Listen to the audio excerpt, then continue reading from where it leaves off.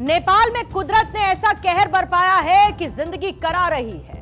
नेपाल में आए सैलाब ने कुछ ऐसा तांडव मचाया कि यहां पर सिर्फ और सिर्फ रोते बिलखते लोगों की आवाज सुनाई दे रही है। नेपाल में बुधवार को अचानक से आए जल सैलाब ने कुछ ऐसी तबाही मचाई जिसने पूरी दुनिया को हैरान कर दिया, दुख में डाल दिया।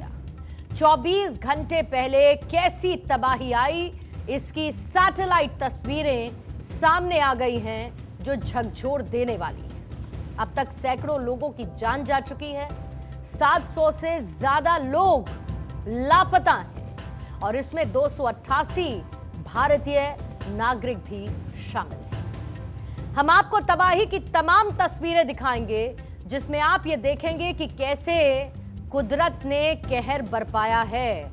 कुछ तस्वीरें इस वक्त मेरे पीछे हैं। नेपाल में जल प्रलय का तांडव कुछ इस तरीके का दिख रहा है कि इस जल तांडव ने किसी को भी नहीं छोड़ा। घर से लेकर पुल से लेकर सड़कें, सब कुछ इस तरीके से तबाह हो गई। एक सैलाब आया और इस सैलाब ने अपने में सब कुछ समाहित कर लिया।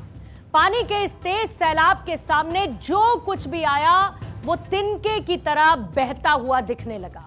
कुछ गाड़ियां भी आपको नजर आएंगी और ये वाहन ऐसे थे जो इस तरीके से बहते नजर आए कि जैसे मानो ये महज तिनका भर है। कुदरत के कहर की इन तस्वीरों को जब आप देखेंगे और इस फ्लैश फ्लड से आई भयंकर तबाही आपको बहुत कुछ सोचने पर मजबूर कर देगी। इन तस्वीरों को देखकर यह समझा जा सकता है कि इंसानी ताकत की हद यहां पर आकर, जब कुदरत का कहर बरपता है तो यहां पर आकर इंसानी ताकत पूरी तरीके से खत्म हो जाती है। हालात कुछ इस तरीके के थे कि जब तक कोई कुछ समझ पाता, जब तक सोचता कि थोड़ा सा संभल जाए, उस वक्त तक सब कुछ खत्म हो चुका था। नामो निशान मिटता हुआ नजर आया। जिन लोगों ने सालों की मेहनत से एक इंफ्रास्ट्रक्चर तैयार किया, वो इंफ्रास्ट्रक्चर, वो घर, वो प्लांट्स, सब कुछ पानी में डूबते हुए, बहते हुए, तबाह होते हुए, निस्त नाबूद होते हुए नजर आए। इमारतों की बर्बादी की तस्वीरें देखकर किसी के भी रोंगटे खड़े हो जाएंगे। ये जो तस्वीरें इस वक्त आपके सामने हैं, इन तस्वीरों को देखकर शायद मैं ये कह सकती हूं कि आप अंदाजा लगा भी नहीं पाएंगे कि जो लोग इसमें इस दौरान फंसे होंगे वो कैसे अपनी जिंदगी को बचाने की जद्दोजहद कर रहे होंगे, लेकिन उन्हें संभलने का मौका तक नहीं मिला। ऐसे बहुत सारे लोग हैं।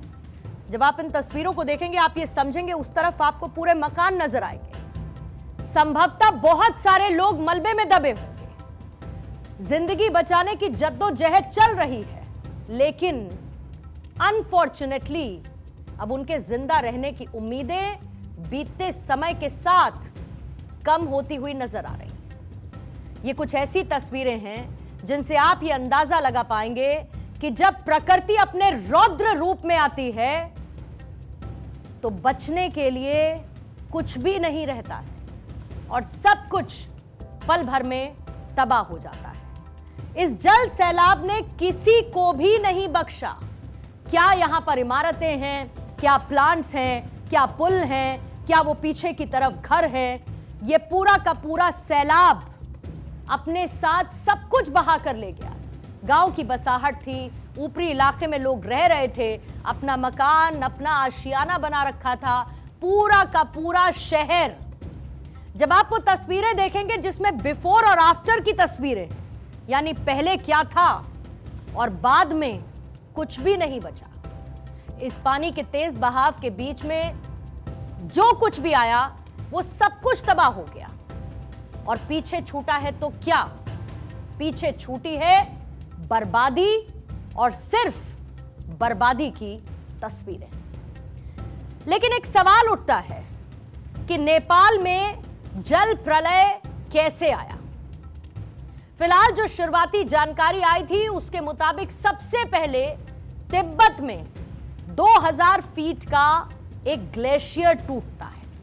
इस ग्लेशियर के टूटने की वजह से बर्फ और पत्थर नदी में गिरने शुरू हो गए और बगैर भूकंप के ही उस बात का एहसास होने लगा। और जब ये बर्फ और पत्थर इकट्ठा होने लगे, जब ये एक्यूमुलेट होने लगे, तो जो नदी का बहाव था, जो नदी का प्रवाह था, वो रुकने लगा और इसी वजह से एक अस्थायी झील बन गई, क्योंकि ब्लॉकेज थी, पानी बह नहीं पा रहा था। और इसके बाद झील का पानी, उसका स्तर धीमे धीमे धीमे बढ़ता चला गया और पानी का फ्लो थमने लगा, क्योंकि पत्थर थे, ग्लेशियर टूटा था। और जब ऐसा हुआ और ये पानी इकट्ठा होना शुरू हुआ, वाटर लेवल बढ़ने लगा और यही वजह है कि झील में ज्यादा पानी इकट्ठा होने की वजह से प्रेशर बढ़ गया और इसी के चलते अचानक से ये झील टूट गई। जैसे ही ये झील टूटी, उसके चलते लहेंदी, भोटोकोशी और फिर उसके बाद त्रिशूली नदी में, भोटेकोशी और फिर त्रिशूली नदी में बाढ़ आ गई। इसके अलावा जो रसुआ जिले है, वहां का तिमुरे, स्याफ्रूबेसी, यहां पर भारी तबाही का मंजर नजर आने लगा। लोग जान बचाने के लिए इधर उधर भागते रहे। हम आपको तबाही के मंजर की एक एक तस्वीर दिखा रहे हैं और यकीन मानिए, इन तस्वीरों को दिखाते हुए रूह कांप रही है। लेकिन इन तस्वीरों ने यह दिखा दिया कि प्रकृति के साथ, नेचर के साथ होने वाली छेड़छाड़ का बदला जब यह प्रकृति स्वयं लेती है तो ऐसी ही तबाही आती है। नेपाल त्रासदी के बाद इसकी सीमा से लगे राज्यों में अलर्ट जारी कर दिया गया है। उत्तर प्रदेश के 4 जिले, बिहार के 6 जिले, जहां रेड अलर्ट जारी किया गया। और इतना ही नहीं, नेपाल से आने वाली नदियों के जलस्तर की मॉनिटरिंग की जा रही है।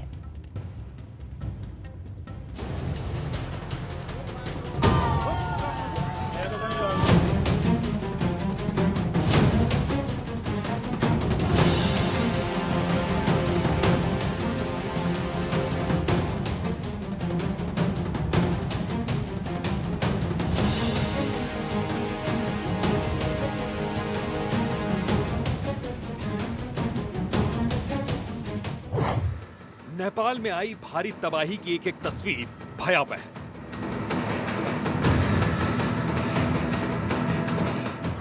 नेपाल के रसुआ, नुवाकोट, धादिंग और आसपास के जिलों में भोटेकोशी और त्रिशूली नदियों में अचानक आई भीषण फ्लैश फ्लड ने भयंकर तबाही मचाई है। तिब्बत सीमा से शुरू हुई इस आपदा ने कुछ ही पलों में दर्जनों गांव, हाइड्रो पावर प्रोजेक्ट और अंतर्राष्ट्रीय राजमार्गों और प्रमुख पुलों को बहा दिया। सब कुछ तहस नहस हो गया। इसरो और यूएसजीएस की सैटेलाइट स्टडी के मुताबिक तिब्बत के ऊंचाई वाले इलाकों में स्थित सर ग्लेशियर का एक बड़ा हिस्सा अचानक ढह गया, जिसकी वजह से ये भयंकर बाढ़ आई। इस ग्लेशियर के ढहने से ही लाखों टन बर्फ, भारी चट्टानें और मलबा तेजी से नदी में गिरा, जिसके चलते सिस्मिक सिग्नल भी दर्ज किए गए। मलबे के कारण पानी का नेचुरल फ्लो रुक गया और जब पानी का प्रचंड दबाव बढ़ा तो यह अवरोध अचानक टूट गया। नतीजतन बिना किसी भारी बारिश के भी नदी में प्रचंड मलबे वाली बाढ़ नीचे की तरफ तेजी से आई।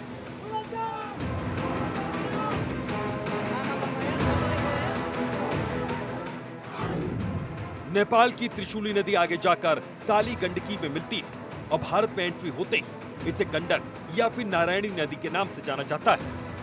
नेपाल में आई बाढ़ के चलते बिहार और उत्तर प्रदेश में भी हाई अलर्ट कर दिया गया है।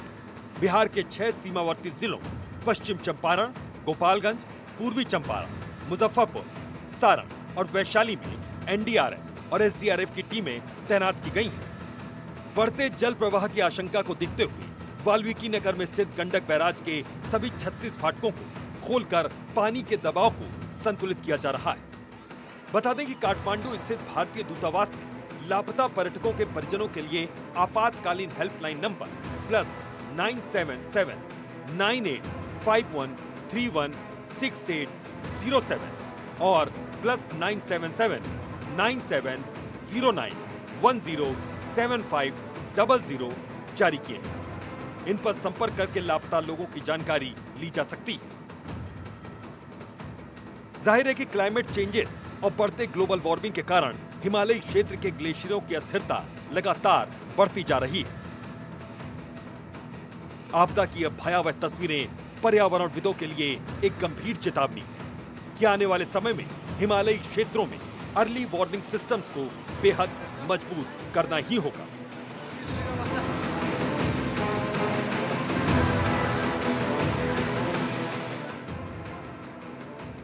हालांकि हकीकत यही है कि इन तस्वीरों ने इंसानी ताकतों को पूरी तरह से बेबस कर दिया है। एक एक तस्वीर कुदरत की ओर से दी जाने वाली वो चेतावनी है कि जब प्राकृतिक आपदा आती है तो फिर रास्ते में आने वाली सभी चीजें तिनके की तरह बिखर जाती हैं। Bureau report, Bharat 24। तो नेपाल में आई इस त्रासदी ने प्रकृति की ताकत का एहसास एक बार फिर से कराया। और नेपाल में हुआ क्या क्या कुछ उजड़ा, ये दो तस्वीर साफ तौर पर बयां कर सकती है।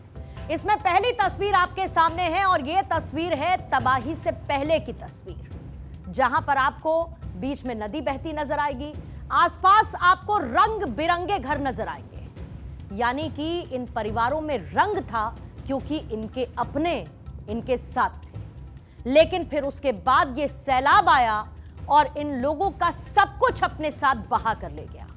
नजर आएगी बाद में तो सिर्फ एक बंजर जमीन, उखड़े हुए घर, जमींदोज हुआ ये पूरा का पूरा मलबा। और ये सिर्फ तबाही की तस्वीरें नहीं हैं, ये तस्वीरें हैं तबाही के बीच में उन लोगों की जिनकी अपनी पूरी दुनिया इस एक सैलाब ने उजाड़ दी है। किसी का अपना सहारा खोया, किसी का अपना आशियाना उजड़ गया, तो कोई रोते बिलखते अपनों की तलाश कर रहा है। लेकिन चीख पुकार के बीच नेपाल में बाढ़ प्रभावित इलाकों में रेस्क्यू ऑपरेशन का सिलसिला जारी है। ये तस्वीरें उसी रेस्क्यू ऑपरेशन की हैं। ज्यादा से ज्यादा लोगों को बचाने की जद्दोजहद कुछ इसी तरीके से चल रही है। ये वो लोग हैं जो इस वक्त तैनात हैं ताकि एक भी जिंदगी अगर संभव हो तो बचाई जा सके। एक बड़ी तस्वीर जिसने दिल को झकझोरा भी और राहत भी महसूस करवाई। दो मासूम बच्चों को इस रेस्क्यू ऑपरेशन के बीच में बचाया गया, नवजात बच्चे थे वो। ये तस्वीरें आप देखिए कि कैसे इस मलबे के बीच से, इसी तस्वीर की मैं बात कर रही थी। ये तस्वीर बड़ा सुकून देती है और ये तस्वीर इसीलिए सुकून देती है कि जब किसी के जीवन में जिंदा रहना लिखा हो तो कोई त्रासदी, कोई प्रलय उससे उस जिंदगी को छीन नहीं सकती। और वो तमाम कोशिशें रंग लाती हुई नजर आ रही हैं, जहां पर एक उम्मीद की किरण भी किसी परिवार के चेहरे पर खुशी ला सकती है। लोगों को बचाने की कोशिश हो रही है। कुछ लोग हैं जो अपनों के इंतजार में कि उन्हें ढूंढ लिया जाए, वो उन्हें मिल जाए, इस जद्दोजहद में लगे हैं। कहीं पर सुखद तस्वीरें, कहीं पर झकझोर देने वाली तस्वीरें, कहीं पर मलबे में दबे हुए शव, तो कहीं पर शरीर के कुछ हिस्से। ये सब कुछ इस रेस्क्यू ऑपरेशन के दौरान वो लोग देख रहे हैं जो टीम्स इस रेस्क्यू ऑपरेशन में लगी हुई हैं। भारत सरकार नेबरहुड फर्स्ट की बात करती है और इसीलिए भारत सरकार ने अपने पड़ोसी मुल्क नेपाल तक मदद पहुंचाने में थोड़ी सी भी देर नहीं की। भारत सरकार की तरफ से मदद का हाथ आगे बढ़ाया गया क्योंकि इस प्राकृतिक आपदा ने सबको हिला कर रख दिया है। भीषण बाढ़ के बाद शवों के मिलने का सिलसिला जारी है, लेकिन हालात ये हो चुके हैं कि मोर्चरी में शव को रखने की जगह नहीं बची है। जो लोग अपनी जिंदगी को खो चुके हैं, उनको रखने के लिए वो डेड बॉडीज कहां पर रखी जाए, अब इसके लिए जगह की तलाश की जा रही है। जो चितवन की मोर्चरी है, वहां पर एक साथ सिर्फ 50 शव रखे जा सकते हैं। यहां पर जगह कम पड़ चुकी है। जो त्रिशूली का इलाका है, वहां बाढ़ के बाद राहत और बचाव का काम चल रहा है कुछ इस तरीके से। इसके अलावा जो रसुआ है, वहां तक राहत सामग्री पहुंचाने के लिए आज काठमांडू के त्रिभुवन इंटरनेशनल एयरपोर्ट से 40 से ज्यादा प्राइवेट हेलीकॉप्टर्स ने उड़ान भरी। कहते हैं कि जब मदद की दरकार हो तो एक तिनका भी सहारा देने के लिए काफी होता है। और इस पूरे रेस्क्यू ऑपरेशन के दौरान जरा सी भी मदद, एक छोटा सा भी मदद का हाथ इस वक्त नेपाल के लोगों के लिए किसी बड़ी राहत से कम नहीं है। नेपाल त्रासदी की असली वजह ग्लेशियर लेक आउटबर्स्ट फ्लड को माना जा रहा है। और ऐसे में जो हिमालयन रेंज है उसमें मौजूद ग्लेशियर झीलों की निगरानी इस वक्त बहुत जरूरी है। कुछ का तो आइडेंटिफिकेशन भी हुआ है और इसी आइडेंटिफिकेशन के बीच में मॉनिटरिंग की जा रही है। भारत में नेपाल जैसी त्रासदी का खतरा क्यों मंडरा रहा है? जब पड़ोसी मुल्क में कुछ ऐसा होता है, जब प्रकृति अपना रौद्र रूप दिखाती है, तो थोड़ा सा ठहर कर, थोड़ा सा समझ कर यह भी सोचना होगा कि क्या खतरा हम पर भी आ सकता है। और इसीलिए यह समझना जरूरी है कि भारत में करीब 88 ऐसी झीलें हैं जो इस वक्त उफान पर हैं। आईआईटी रोपर, सिडनी की यूनिवर्सिटी ऑफ टेक्नोलॉजी ने हाल ही में एक स्टडी की जिसमें यह खुलासा हुआ कि साल 1990 में हिमाचल में सिर्फ 107 ग्लेशियर झीलें थीं। इस आंकड़े को ध्यान से सुनिएगा। 1990 में 107 ग्लेशियर झीलें थी, लेकिन साल 2024 तक जहां हिमाचल में झीलों की संख्या बढ़कर आज हो चुकी है 669 और इन्हीं 669 में से 88 झीलों पर नेपाल जैसी त्रासदी का खतरा मंडरा रहा है।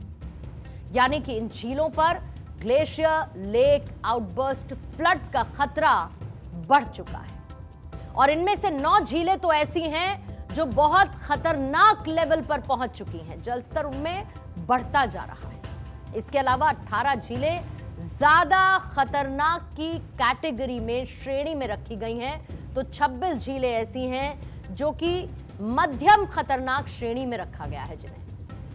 कुल मिलाकर यह कहा जा सकता है कि इन झीलों की मॉनिटरिंग बहुत जरूरी है ताकि किसी भी आपात स्थिति से निपटने की तैयारी पहले ही की जाए। कहते हैं कि जब कहीं पर इस तरीके का जल प्रलय आता है तो यह सोचा जाता है कि कैसे राहत पहुंचाई जाए, कैसे रेस्क्यू ऑपरेशन चलाया जाए। लेकिन राहत की बात यह है कि अगर खतरा पहले से पता हो और वो संभावित खतरा हो तो क्यों ना पहले ही जरूरी कदम उठा लिए जाएं, पहले ही ऐसी कोशिशें की जाए कि ऐसी नौबत ही ना आए। इस कुदरती कहर की एक एक तस्वीर ने पूरी मानवता को हिलाकर रख दिया है। इस सैलाब ने उत्तराखंड त्रासदी की याद दिला दी और भारत ने बड़े भाई की तरह अपने पड़ोसी की तरफ मदद का हाथ भी बढ़ाया है। Oh my God, मारो मारो, भाग कटाओ, भाग।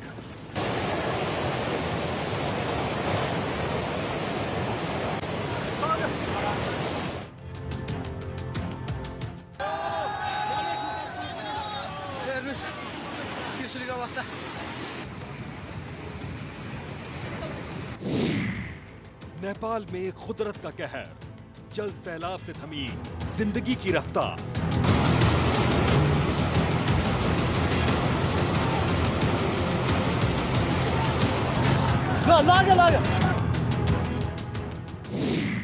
बढ़ रहा है मृतकों का आंकड़ा, सैकड़ों लोग अब भी लापता।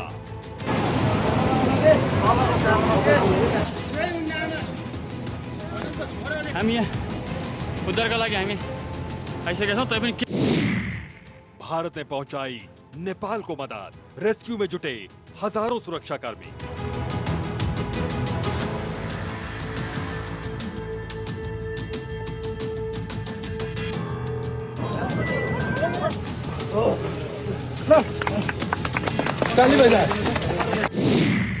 नेपाल में अब भी मंडरा रहे खतरे के बादल।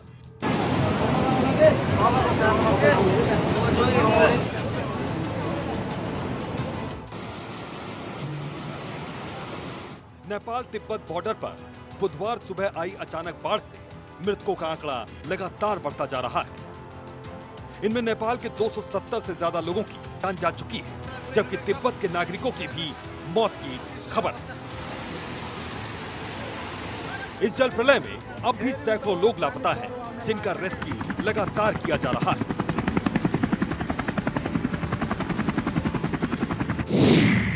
इसी बीच भारत की ओर से पड़ोसी देश के लिए मदद का हाथ आगे बढ़ाया गया है। भारत की ओर से लगातार राहत सामग्री की खेप नेपाल भेजी जा रही है। अब तक कई खेप भारत की ओर से भेजी जा चुकी हैं। MEA ने जानकारी साझा करते हुए कहा कि लापता भारतीयों की तलाश सरगर्मी से की जा रही है। इसके लिए MEA की ओर से जानकारी भी साझा की गई। बता दें कि PM मोदी ने बुधवार को ही नेपाल के प्रधानमंत्री से बातचीत की थी और हर संभव मदद का प्रस्ताव भी नेपाल को दिया था। PM मोदी ने इस आपात स्थिति में एकजुटता का संदेश भी दिया। नेपाल बाढ़ को लेकर MEA ने स्पेशल कंट्रोल रूम भी बनाया है। MEA की ओर से जानकारी साझा की गई कि लापता लोगों में 73 भारतीय नागरिक शामिल हैं, जो त्रिशूली वन पावर प्रोजेक्ट में काम कर रहे थे। दो जहाज पे हम लोगों ने सहायता नेपाल को पहुंचाया है। पहला जहाज जो 26 तारीख को 8:30 बजे सवेरे यहाँ से 10 टन करीबन रिलीफ मटेरियल लेके काठमांडू पहुंचा था। काठमांडू कुछ देर बाद पहुंचा था, जिसमें कि कंबल, सोलर लैम्प, दवाइयाँ, उसके अलावा हाइजीन किट्स और टेंट वगैरह इस प्रकार की चीज़ें हैं। दूसरा जहाज C-17 जहाज वो आज सवेरे हमारे यहाँ से निकला और शायद पहुँचने वाला हो या पहुँच गया होगा, और इसमें 37.5 टन की सप्लाई, जिसमें कि 28.5 टन रिलीफ आइटम, जिसमें कि टेंट है, ब्लैंकेट्स हैं, कंबल, solar lamps, pump, kitchen sets, gensets वगैरह हैं, और 8 टन दवाइयाँ और 1 टन खाने पीने की सामग्री। MEA की ओर से जो बड़ी बातें कही गई, उनके मुताबिक नेपाली अधिकारियों से लगातार अपडेट ली जा रही है। चीन के क्षेत्र में आई बाढ़ पर विदेश मंत्रालय ने कहा कि तिब्बत में लगभग 200 भारतीयों ने मदद मांगी है। भारत अचानक आई इस बाढ़ से पैदा हुए हालातों से निपटने के लिए नेपाल को लगातार सहायता करता रहेगा। भारत नेपाल को और अधिक राहत सामग्री भेजने पर विचार कर रहा है। तमिलनाडु के 21 भारतीय नागरिकों को नेपाल में बचा लिया गया है, जो कैलाश मानसरोवर यात्रा पर गए थे। रणधीर जायसवाल ने बताया कि उन्हें जानकारी मिली कि मानसरोवर यात्रा पर गए कई भारतीय नागरिक चीन की तरफ फंसे हुए हैं। वहीं लगभग 200 भारतीय नागरिक हैं, जिन्होंने वहां से निकलने के लिए मदद की गुहार लगाई है। इनमें से 95 गार्चन में हैं और नेपाल में दाखिल होने के लिए बिल्सा की ओर बढ़ रहे हैं। 4 लोग चिलोंग शहर में, 13 जुटुलप्पो में हैं और वो सागा शहर के रास्ते पर हैं। हालात लगातार बदलते जा रहे हैं। बहरहाल मलबे में जिंदगी की तलाश का सिलसिला जारी है। कुछ भयावह तस्वीरों में साफ दिखा कि कैसे बड़े बड़े पुल तिनके की तरह बहते नजर आए हैं।